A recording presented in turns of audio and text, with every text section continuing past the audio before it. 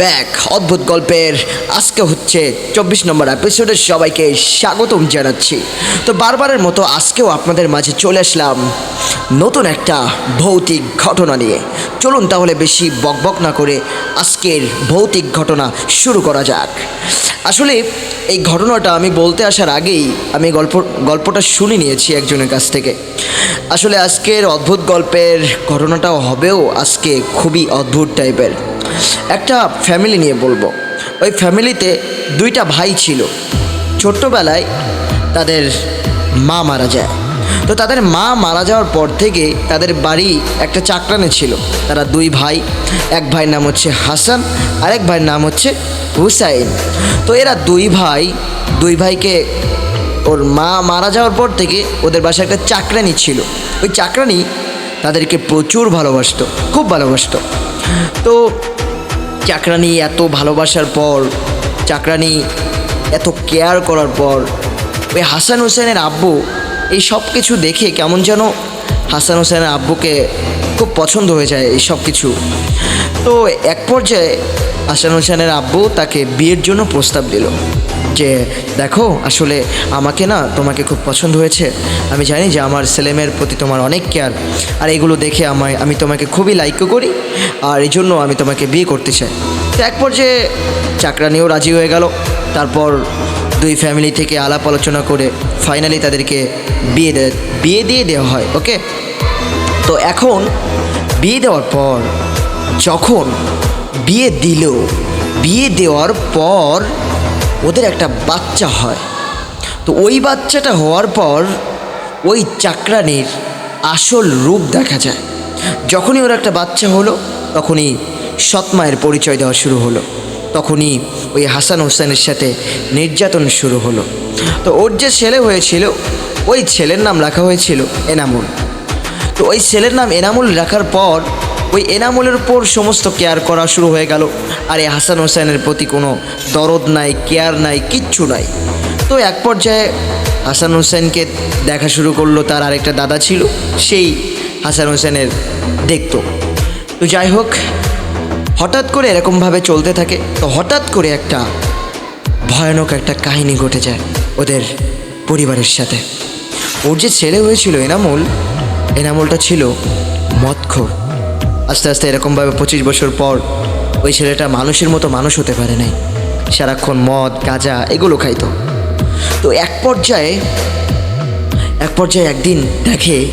একদিন রাতের বেলায় দেখে যে অনেক রাত হয়ে গেছে, এখনও তার ছেলে বাসায় এলো না, এনামুল বাসায় ফিরল না। তো তার মা টেনশন করছে, তার দাদা টেনশন করছে, ফ্যামিলির সবাই টেনশন করছে। কি ব্যাপার, এত রাত হয়ে গেল, এনামুল এখনও বাসায় আসে না, কি হয়েছে, কিছু হয়েছে নাকি এনামুলের? এখন সবাই এর কথা বলার পর তার আব্বু তাকে বলছে যে দেখো, এনামুল হয়তো তুমি তো জানোই যে ও মদ পান করতো, আর মনে হয় কোথাও মাতাল অবস্থায় পড়ে আছে, ওর মনে হয় বাড়ি আসার মতো হুঁশ নাই, ও হুঁশ হলে পরের দিন ঠিকই চলে আসবে। তো অবাক করা কাহিনী হচ্ছে এটাই, ওদের বাড়ির পাশে একটা পুকুর ছিল। ওই পুকুরের পাশে একটা তাল গাছ ছিল। তো যাই হোক, ওই পুকুরটা থাকার কারণে ওই পুকুরে একটা ভয়ের কিছু ছিল আর কি। যাই হোক, তার মা পরের দিন সকালে ঘুম থেকে ফ্রেশ হওয়ার জন্য পুকুরে গেছে। পুকুরে যে দেখে এনামুলের লাশ। মনে হচ্ছে যেন এনামুলের লাশটা সাদা হয়ে গেছে, পানি খেয়ে ফুঁপে উঠেছে। সবাই এটা দেখে কেউ আসলে মেনে নিতে পারছিল না। তো ওই বাড়ি একটা মেয়ে থাকতো।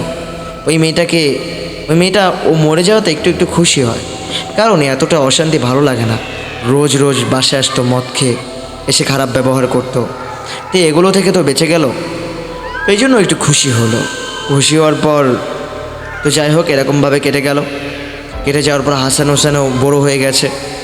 ওই যে মেয়েটার কথা বলছি ওই মেয়েটার সাথে আবার হাসানের বিবাহ হয় বড়ো হওয়ার পর।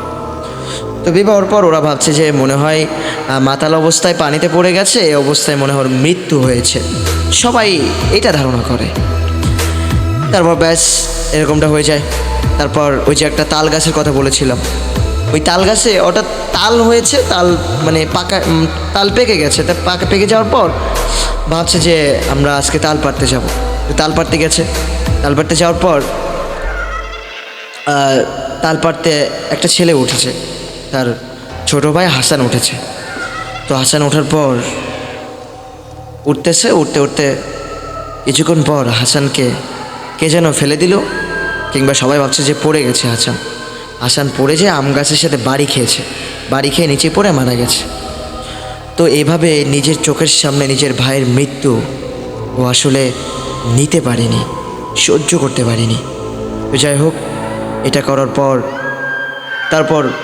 তারপর থেকে কেমন যেন অদ্ভুত কাহিনী ওদের সাথে ঘটা শুরু হয়ে গেল।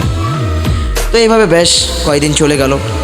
কয়দিন যাওয়ার পর এবার হাসান তো মারা গেল। এবার হুসাইন রাতের বেলায় পুকুর থেকে কেমন যেন একটা আওয়াজ শুনতে পায়, মনে হচ্ছে যেন কে গোসল করতেছে। তো পুকুরের দিকে যাইতে যাইতে দেখে যে কে যেন একটা পুরুষ ওই দিকে ফিরে গোসল করতেছে। তো হাসান বলতেছে, ওখানে ওখানে কে যেন, ওখানে কে এত রাতে গোসল করতেছে, কে তুমি? তো কোনো আওয়াজ আসে না। দ্বিতীয়বার আবার বলছে, আচ্ছা ভাই, কে তুমি? এত রাতে কেউ গোসল করতে আসে? এখানে আসছো কেন? কি হয়েছে? এত রাতে কেউ গোসল করে? এখন বাজে রাত 1টা, এখন গোসল করছো কেন? কে তুমি? এইবার কিছুক্ষণ পর ওই পুরুষটা তার সামনের চেহারাটা হাসানকে দেখিয়ে দিল। তো হাসান পিছনের দিকে ফিরে দেখে যে ওইটা আর কেউ নয়, ওইটা হচ্ছে ওই যে সেদিন এনামুল মারা গিয়েছিল পানিতে ডুবে। এনামুল হাসতেছে আর বলতেছে,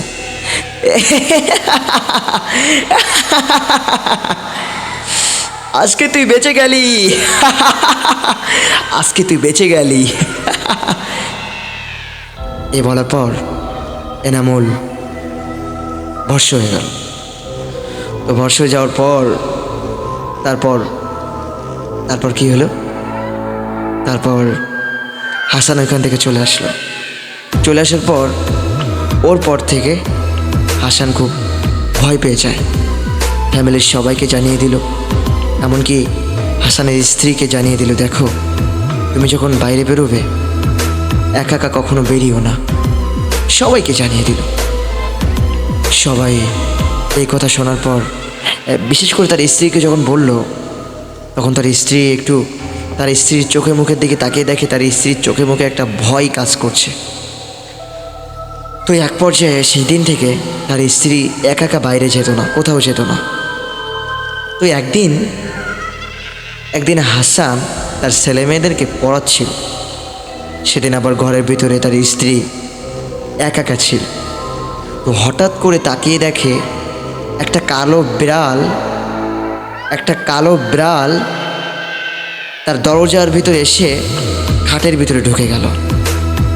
তো ওইটা তার স্ত্রী উকি মেরে দেখলো, ওইটা আর কেউ নয়, এনামুল বলছে,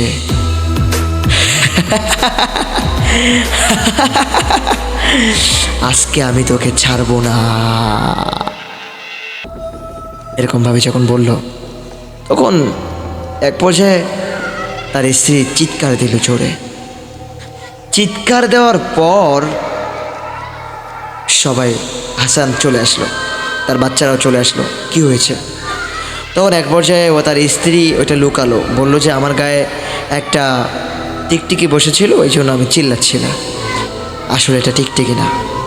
তো সেই দিনের পর থেকে তার স্ত্রীর ব্যবহারটা কেমন জানি হয়ে গেছে, খিটখিট ব্যবহার হয়ে গেছে। সবার সাথে গণ্ডগোল করত, বাসার ফ্যামিলির প্রত্যেকের সাথে গণ্ডগোল করত। তো গণ্ডগোল করতে করতে সবাই, তার স্বামীও কেমন অবাক হয়ে গেল, কি ব্যাপার। তো একদিন শুয়ে আছে, রাত গভীর হয়ে গেছে। গভীর হওয়ার পর অর্ধেক রাতের বেলা উঠে দেখে তার স্ত্রী তার পাশে নাই। তো সে টর্চ লাইট নিয়ে বাইরে যেয়ে দেখতেছে কোথায় গেল। বাথরুমে গেল, যে দেখে সেখানেও নাই। তারপর পুকুরে তার কানে একটা আওয়াজ আসলো, মনে হচ্ছে যেন পানিতে কে যেন পানির সাথে খেলা করছে, শব্দ হচ্ছে। তো পুকুরের সিঁড়ির এখানে যেয়ে দেখে ওর স্ত্রী বিড়ালটাকে হাতে নিয়ে বিড়ালের গোশত খাচ্ছে, শিখতেছে আর খাচ্ছে, আর পানিতে পা নামতেছে, পা নামাচ্ছে। তো কিছুক্ষণ পর এই দৃশ্য দেখার পর হাসান বলতেছে, এই তুমি কি পাগল হয়ে গেছো? এত রাতে এখানে কি করছো তুমি? চলো বাসায় চলো, কি হয়েছে তোমার? এই কথা বলার পর বলল যে আমি এনামুল, আমাকে তোরা মেরে ফেলেছিস, আমি তোদের কাউকে ছাড়বো না।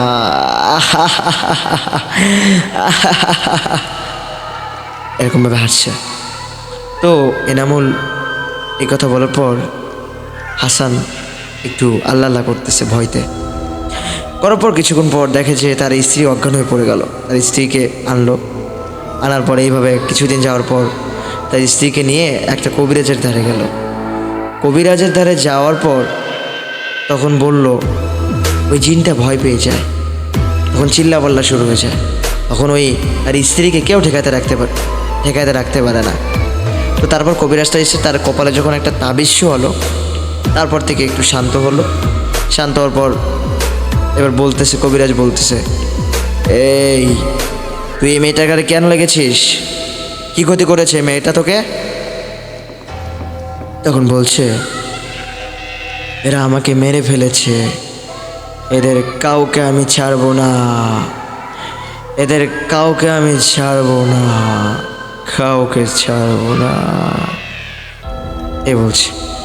বলার পর এক পর্যায়ে খুবই কবিরাজ চেষ্টা করে তাকে বলল, দেখো ওই বাসায় আর যেও না, তোমরা অন্য জায়গায় বাড়িঘর করে ওই অন্য জায়গায় থাকো, ওই বাসায় তোমাদের জন্য সমস্যা হবে, তো আমি একটা তাবিজ দিচ্ছি, তোমরা একটু ম্যানেজ করে নাও। সেখান থেকে তারা অন্য বাসায় থাকে, এখনও পর্যন্ত তারা সেই বাসায় আছে, এখনও পর্যন্ত সেই বাসায় যায় না। তবে একটা কাহিনী আছে, তার স্ত্রী ওই কথা বলার পর তার স্ত্রীও ওই পুকুরের ভিতরে গলায় দড়ি দিয়ে মারা যায়। আসলে এখানে প্রশ্ন হচ্ছে একটাই, যে তাহলে এনামুলকে কে মারলো? তার স্ত্রী মারলো? নো, তার এনামুলের ঘাড়ে যে জিনটা ছিল সে জিনই মারছে, সেই জিনই ওর স্ত্রীকে ভর করে গলায় দড়ি দেওয়া হয়েছে।